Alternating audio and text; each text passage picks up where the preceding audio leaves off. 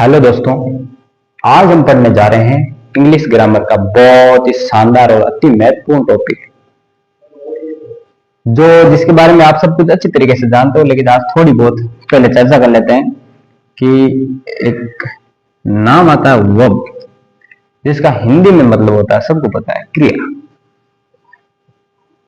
पहले जानते हैं इसकी हिंदी में डेफिनेशन। तो जिन शब्दों के पीछे ना आता है, यूजुअली, नॉर्मली, जनरली जिन शब्दों के पीछे ना आता है, या जिन शब्दों से किसी कार्य का होना या करना पाया जाता है, उसको क्रिया कहते हैं। ये हम हिंदी में पढ़ते हैं। और इंग्लिश में जिसके बिना वाक्य बनता ही नहीं। एक लाइन है कि if there is no verb there is no sentence. अगर किसी वर्ब में वर्ब नहीं है तो वाक्य बनेगा ही नहीं। वर्ब के बिना वाक्य अधूरा है, बनेगा ही नहीं। पहले ये समझ। तो वर्ब होती क्या चीज है, आपको अच्छी तरीके से पता है कि जिन शब्दों के पीछे ना आता है, या जिन शब्दों से बोध होता है किसी कार्य करने का या होने का, जिन शब्दों से कार्य को होना या करना पाया जाता है, ये होती है। लेकिन आज हम इसके बारे में विस्तार से पढ़ेंगे। कैसे कि हम वर्ब पढ़ते हैं तो इसके अंदर दो नाम आते हैं, ध्यान से समझना। एक तो आता है हेल्पिंग वर्ब, एक आता है मेन वर्ब।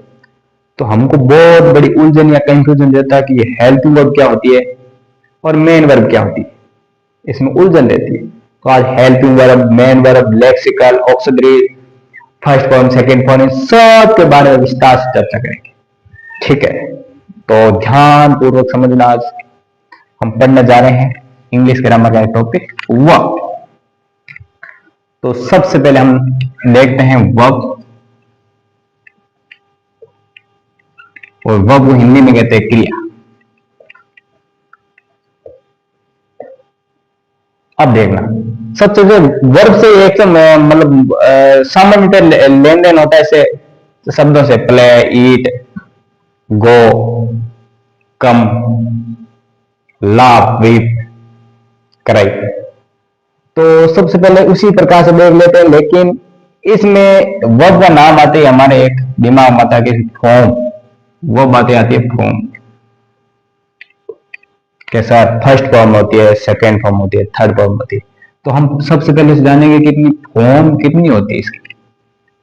तो देखिए, इंग्लिश ग्रामर के अंदर जो वर्ब होती है उसकी 5 फॉर्म होती है। इंग्लिश ग्रामर के अंदर जो वर्ब होती है उसकी होती है 5 फॉर्म। तो कौन कौन सी देखना। एक तो होती है फर्स्ट फॉर्म, एक होती है अपने सेकेंड फॉर्म, एक होती है थर्ड फॉर्म, एक होती है फोर्थ फॉर्म, एक फिफ्थ फॉर्म।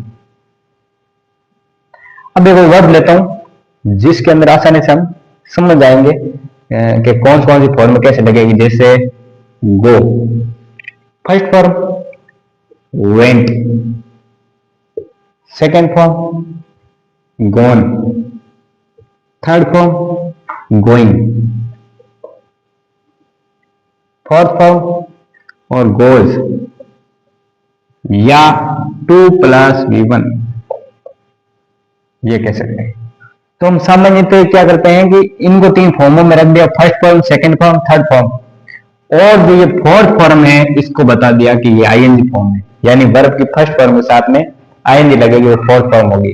और फिफ्थ फॉर्म को इसको कह दिया एस या ईएस वाली फॉर्म, या 2+V1 वाली फॉर्म। अब देखो कि अगर इसकी जगह दो कोई दूसरा आता, play, played, played, playing, plays, या 2+प्ले, तो एक दूसरा देख लेते हैं। डू देख लेते हैं। डू, डिड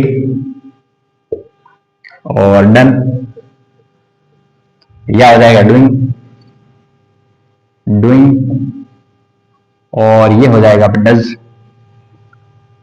यह हो जाता अपना 2+ फर्स्ट फॉर्म लग दिया, 2+2। एक देख लेते हैं अपने हेव, हेव,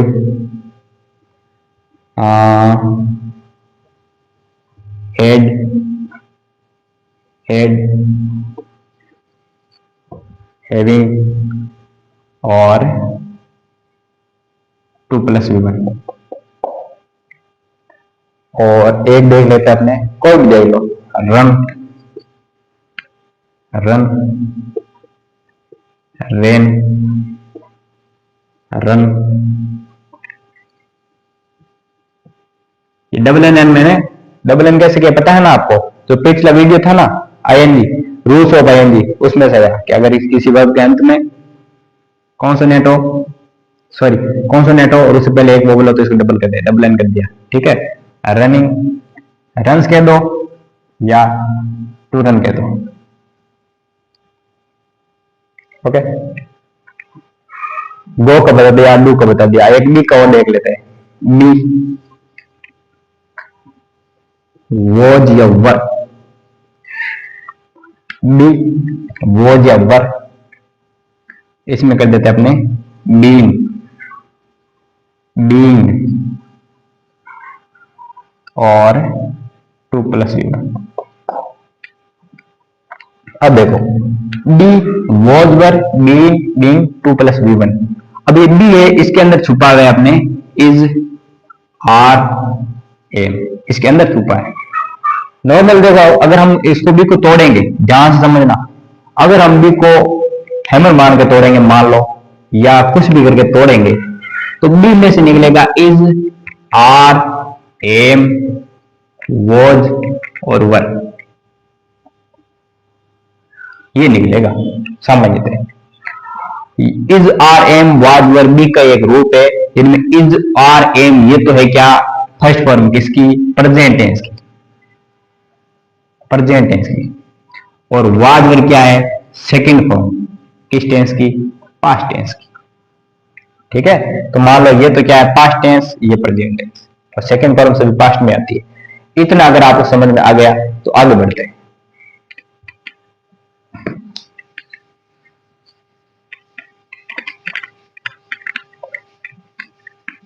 अब हम पहचान करेंगे हेल्पिंग वर्ब की और मेन वर्ब की।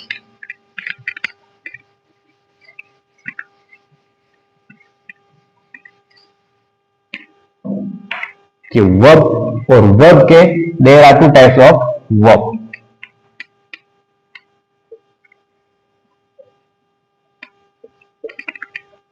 तो एक तो होती है मेन वर्ब,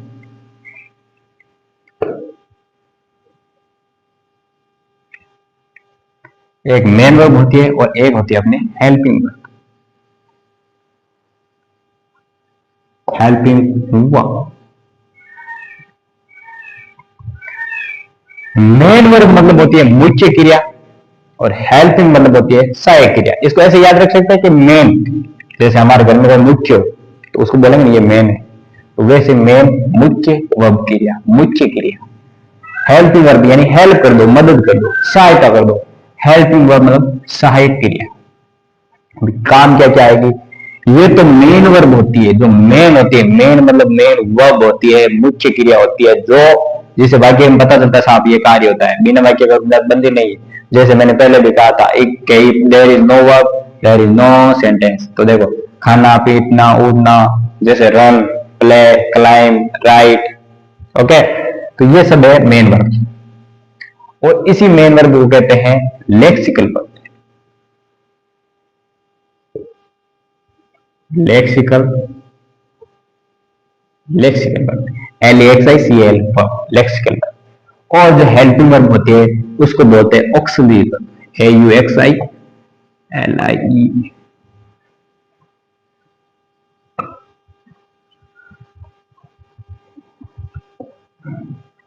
जो मेन वर्ब होता है उसी को बोलते हैं लेक्सिकल वर्ब, और हेल्पिंग वर्ब होते हैं उसी को बोलते हैं auxiliary verb, auxiliary verb, auxiliary verb. अब देखो मेन वर्ब क्या होती है, आपको बता दिया है। मेन वर्ब होती है ये ईट प्ले जंप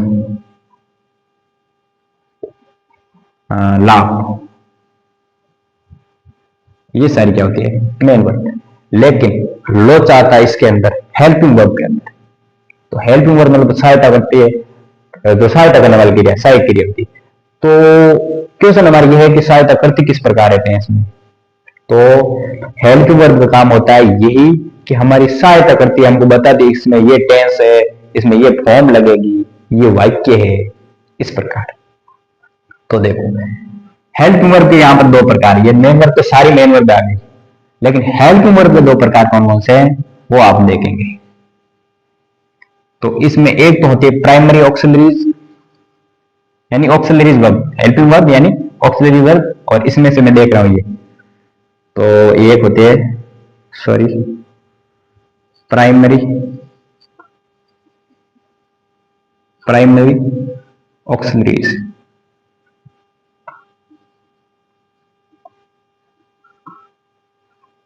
प्राइमरी ऑक्सिलरीज, और होते हैं मॉडल ऑक्सिलरीज,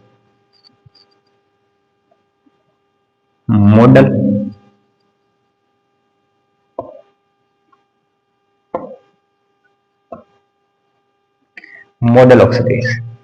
अब प्राइमरी ऑक्सिलरीज में हमारे आती है यहां पर देखो, एक तो डू वाली तीनों ले लो, डू वाली तीनों ले लो, और हैव वाली तीनों ले लो, और बी वाली तीनों ले लो। मतलब ये पूरी होती है, एक बात बता दो, ये पूरी होती है 24। जो हेल्पिंग वर्ब होती है ना ऑक्सिलरी वर्ब, ये पूरी 24 होती है। देखो डू की तीनों फॉर्म ले लो, कौन कौन से लेंगे, डू सॉरी एक एक तो यही आ गई, डू की, हैव की, बी की तीनों, ठीक है। तो इनकी ये आ जाएगी, देखो डू, डज और डिड, ये तीनों आ गई, डू डज और डिड। और हैव की आ जाएगी अपने, हैव, हैज और हैड, और बी की अपने आ जाएगी इज, आर, एम, वॉज, वर। यानी 1 2 3 4 5 6 7 8 9 10 11 तो अपने हो गए ये, यानी 13 वो होगी। तो ये हो गए अपने प्राइमरी ऑक्सिलरीज डू, हैव और बी के रूप में, डू के रूप में डू, डज और डिड, हैव के रूप में हैज, हैव, हैड, और बी के रूप में is, are, am, was, were, is, are, am, was, were. Is, are, am present में होती है और वाज, वर पास्ट में होती है। अब मॉडल ऑक्सिलरीज यानी मॉडल के नाम लिखना है, तो मॉडल नाम सबको पता है, can, could, shall, should, can, could, shall, should, will, would, may, might, एक कर दो अपने मस्ट, कैन कुड हो गया, शेल शुड हो गया, मे माइट हो गया, विल वुड हो गया, मस्ट हो गया, नीड नोट हो जाएगा, नीड नोट, एक डेयर नोट कर दो, डी आर ए नोट, एक बच्चा अपने आउट टू कर दो, आउट टू। 1 2 3 4 5 6 7 8 9 10 11 12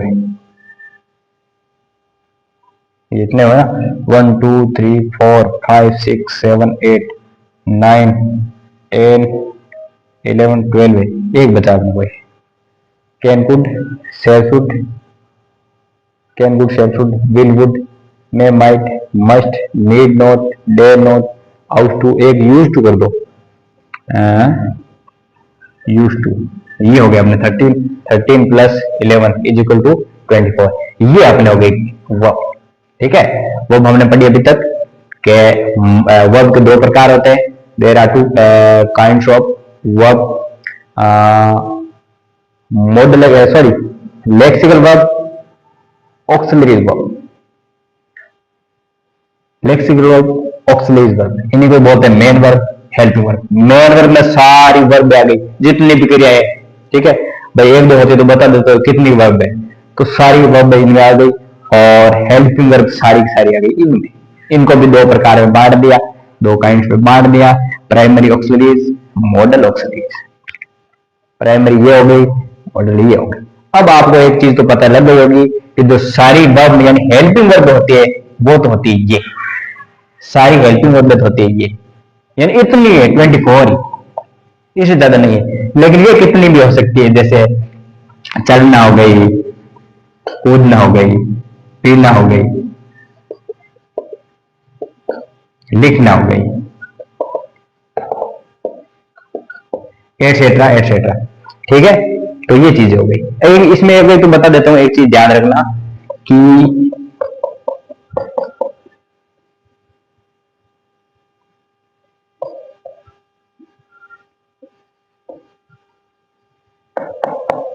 ये नाम है अपने कुड, यानी कुल्ड नहीं पढ़ेंगे इसको, इसको शुल्ड नहीं पढ़ेंगे, इसको वुड नहीं पढ़ेंगे। इसमें एल साइलेंट रहता है, इस सभी में क्या करना है, एल को रखना है साइलेंट, यानी कुड शुड वुड। ये छोटी चीज आगे, वैसे सबको पता है इसको, इसका तो।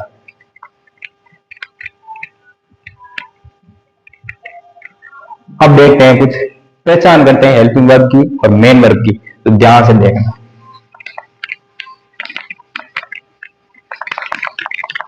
अगर किसी को नोट करना हो रफ वगैरह में, ये तो याद रखने की चीज है, नोट करने की चीज ही नहीं है, लेकिन अगर फिर भी कोई नोट करना चाहे तो वीडियो को पॉज करके नोट कर लेना।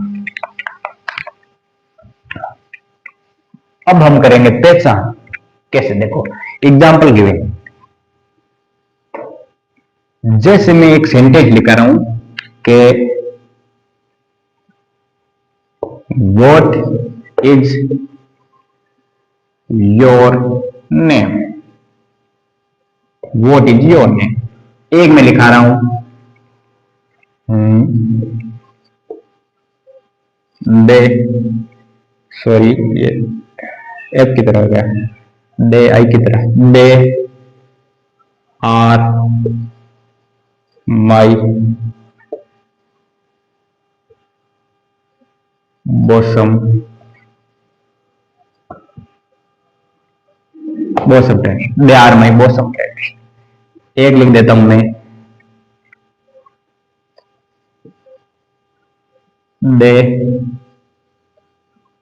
they were there for us। एक लिख देता हूं,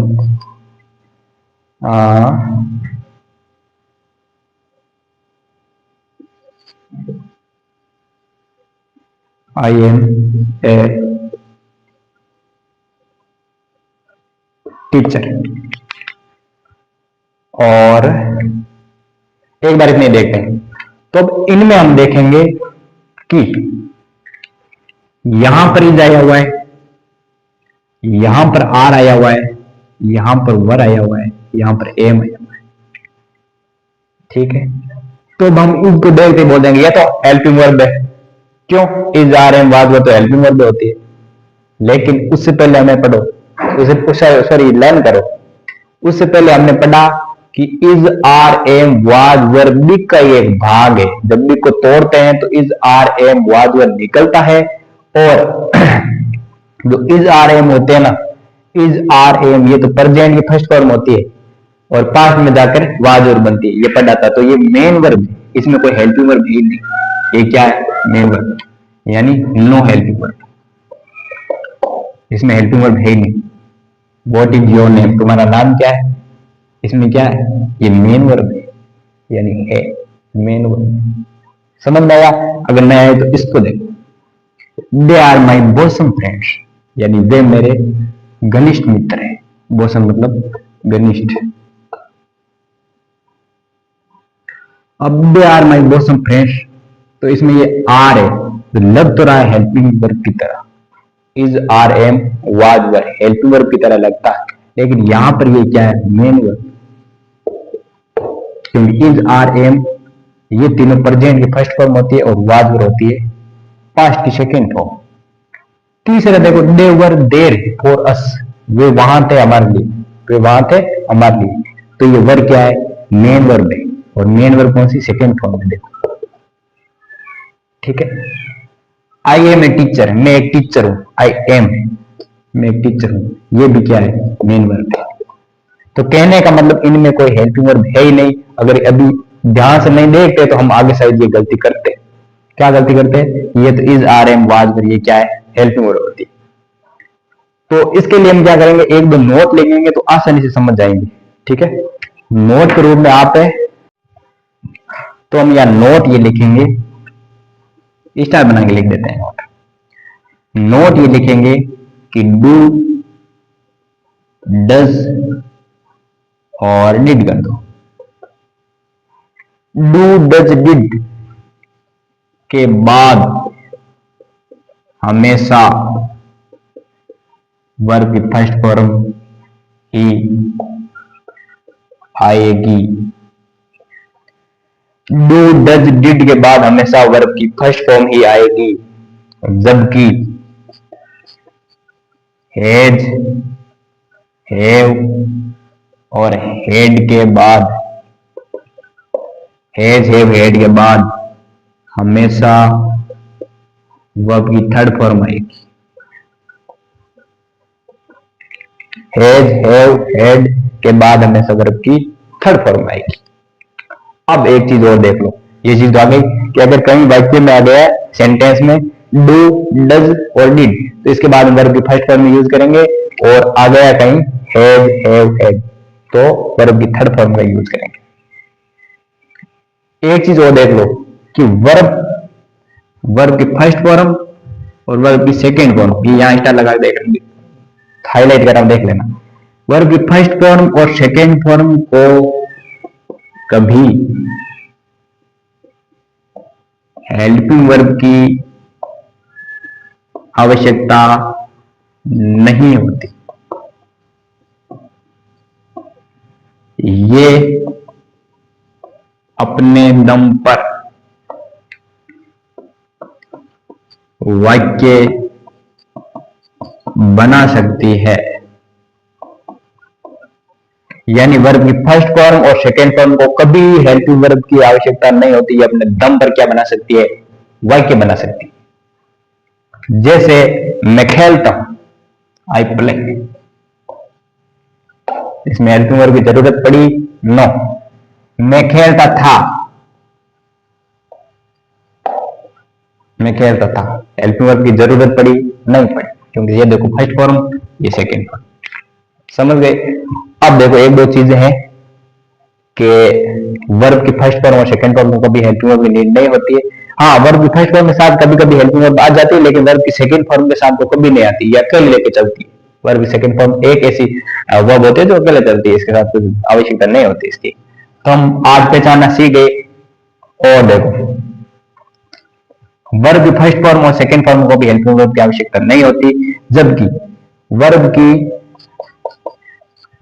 थर्ड फॉर्म और वर्ब की फोर्थ फॉर्म मतलब वर्ब की फर्स्ट फॉर्म के साथ में आईएनजी, वर्ब की थर्ड फॉर्म और वर्ब की फोर्थ फॉर्म के बाद हमेशा हेल्पिंग वर्ब आएगी। कैसे?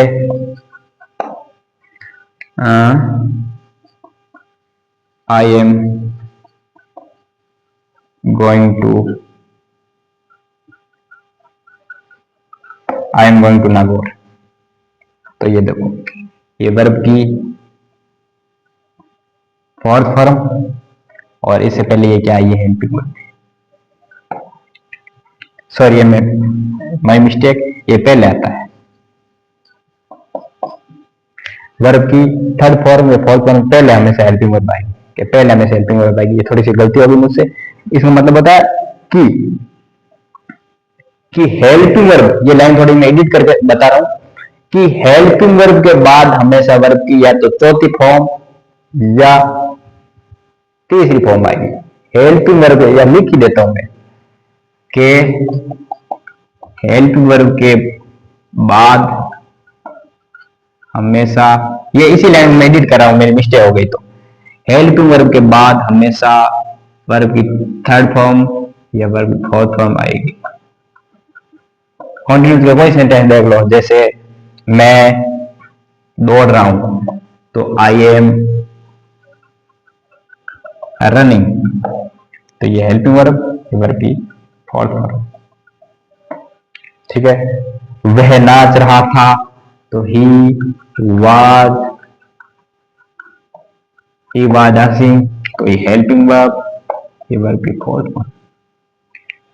मैं आ चुका हूं, आई हैव कम, ये हेल्पिंग वर्ब, ये वर्ब की थर्ड फॉर्म।